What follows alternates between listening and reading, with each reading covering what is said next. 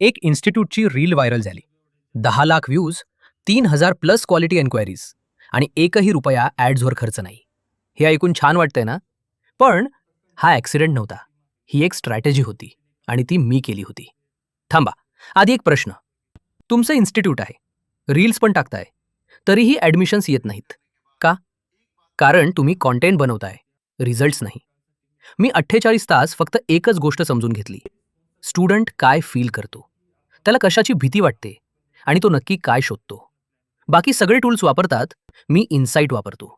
मला माहिती आहे कोणता हुक पॅरेंटला थांबवतो, कोणती लाईन स्टुडंटला शेअर करायला भाग पाडते, कोणता एक शब्द स्क्रोल थांबवतो.